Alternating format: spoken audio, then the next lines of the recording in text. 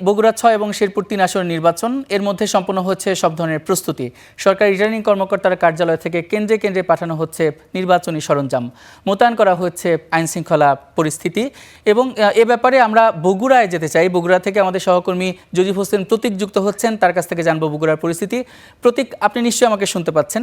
বগুড়া ৬ আসনের উপনির্বাচন সুষ্ঠু করতে কী ধরনের প্রস্তুতি আপনি দেখছেন?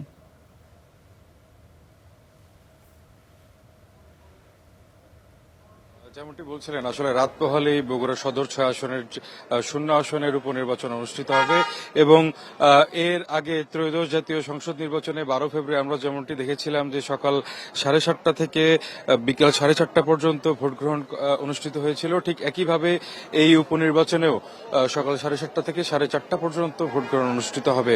আমরা কথা বলেছিলাম যে এবারও আসলে গণভোট না থাকলেও কেন ১ ঘন্টা বাড়িয়ে দেওয়া হয়েছে সেই বিষয়ে নির্বাচন কর্মকর্তারা যেটি জানিয়েছেন যে যেহেতু তফসিলে ৭:৩০ থেকে ৪:৩০ পর্যন্ত সময় নির্ধারণ করা হয়েছে, যে কারণে ভোট গ্রহণ কিন্তু সেভাবে অনুষ্ঠিত হবে।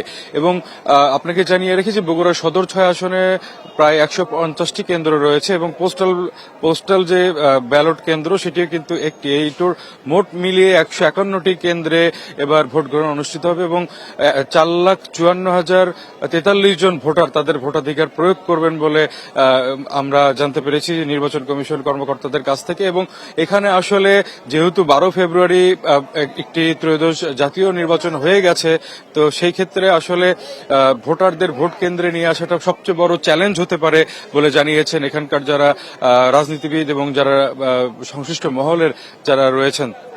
তবে ভোটারদের আগ্রহ আমরা এখনো পর্যন্ত তাদের সাথে কথা বলে যতটুকু দেখেছি যে আগ্রহ রয়েছে, কিন্তু ত্রয়োদশ জাতীয় সংসদ নির্বাচনে যেভাবে আমরা দেখেছিলাম যে তারা ভোট কেন্দ্রে আসবেন কিংবা ভোট প্রয়োগ করবেন, যে একটা উৎসবমুখর পরিবেশ, সেই পরিবেশটি হয়তোবা এবার চোখে পড়বে না। এবং আশঙ্কা করছেন নির্বাচন কর্মকর্তারা যে এবার সর্বোচ্চ হয়তোবা ৩০% মতো ভোট কাস্ট হতে পারে।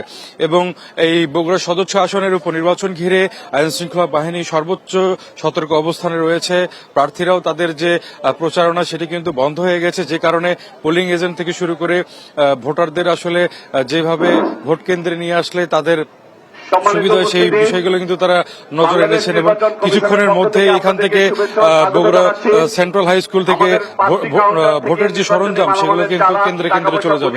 তো এই ছিল আমার কাছে বগুড়া সদর ৬ আসনের উপনির্বাচনের সর্বশেষ খবর। প্রতীক, আপনাকে অসংখ্য ধন্যবাদ। এবার একটু শেরপুরের খবর জানবো। শেরপুরের খবর জানাতে মুরাদ হোসেন আমাদের সঙ্গে যুক্ত হচ্ছেন। মুরাদ, শেরপুর ৩ আসনের নির্বাচন নিয়ে ভোটারদের উচ্ছ্বাস কেমন দেখছেন, আর সেখানে আইন শৃঙ্খলা পরিস্থিতি কেমন, সব মিলিয়ে জানাবেন। শেরপুর ৩ আসনে আজ কিন্তু নির্বাচনী সরঞ্জাম বিতরণ করা হবে। তারই প্রেক্ষিতে কিন্তু শেরপুরের যে ঝিনাইগাতি উপজেলা আছে এবং কি শ্রীবর্দী উপজেলা আছে, প্রতিটি দুটি উপজেলায় কিন্তু আমরা দেখেছি সকাল থেকে যে আনসার বাহিনী এবং কি বিজিবি পুলিশ তাদেরকে কিন্তু নিজ নিজ কেন্দ্রে পাঠানোর জন্য প্রস্তুতি নেওয়া হচ্ছে। অন্যদিকে আমি যদি বলি যে জেলা রিটার্নিং কর্মকর্তা আমাদেরকে জানিয়েছে যে জেলার বিজিবি ১৬ ব্যাটালিয়ন বিজিবি এবং কি র্যাবের স্পেশাল ফোর্স এবং কি আনসার বাহিনী, পুলিশ বাহিনী প্রত্যেকে নিরাপত্তা জোরদার এবং তারা শক্ত অবস্থানে থাকবে। এবং কি অন্যদিকে যে তারা কিন্তু গতকাল থেকে তল্লাশি এবং কি টহল দিচ্ছে দুটি উপজেলাতেই আমরা দেখেছি।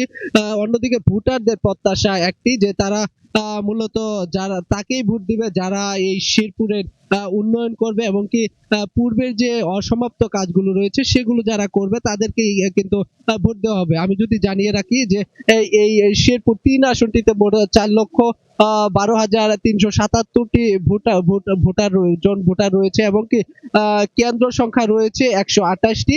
এর মধ্যে কিন্তু ৩২টি কেন্দ্রকে ঝুঁকিপূর্ণ হিসেবে চিহ্নিত করা হয়েছে এবং ঝুঁকিপূর্ণ যে কেন্দ্রগুলো রয়েছে সেই কেন্দ্রগুলোতে কিন্তু আইন শৃঙ্খলা রক্ষাকারী অধিক পরিমাণে মোতায়েন থাকবে, এমনটি কিন্তু আমাদেরকে জানিয়েছে। আমরা দেখেছি যে সকাল থেকে আনসার বাহিনী এবং কি বিজিবি এবং কি পুলিশ সকলেই কিন্তু এই দুটি উপজেলাতেই ভিড় জমাচ্ছে তারা স্ব অবস্থানে যাওয়ার জন্য, এবং কি নির্বাচনী কেন্দ্রের যে সরঞ্জামগুলো রয়েছে সেই সরঞ্জামগুলো প্রিজাইডিং কর্মকর্তার কাছে কিন্তু হস্তান্তর করা হবে, এবং কি গাড়িতে বোঝাই করে করে তার কেন্দ্রগুলোতে পাঠানো হবে, এমনটি কিন্তু আমাদেরকে রিটার্নিং কর্মকর্তা জানিয়েছে।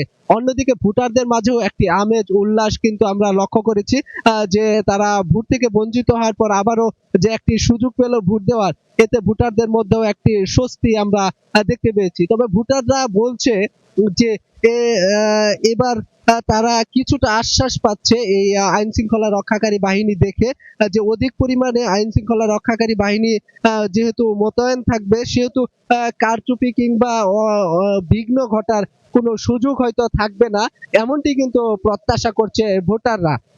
আমরা দেখেছি যে ভোটাররা কিন্তু আর আরেকটি কথা জানিয়ে রাখতে চাই যে এই আসনটিতে কিন্তু প্রচারণা দীর্ঘ 22 দিন চলার পর গতকাল সকাল 7টায় কিন্তু প্রচারণা নির্বাচনী তফসিল অনুযায়ী শেষ হয়েছে, এমনকি তফসিল অনুযায়ী শেষ হয়েছে, এবং যে প্রচারণা শেষে আগামীকালকেই কিন্তু 9 এপ্রিল সকাল 7টা 30 থেকে বিকাল 4টা 30 পর্যন্ত ভোট গ্রহণ চলবে, এমনটি কিন্তু রিটার্নিং কর্মকর্তা জানিয়েছে। এই ছিল শেরপুরের সর্বশেষ। মুরাদ হোসেন, আপনাকে অসংখ্য ধন্যবাদ।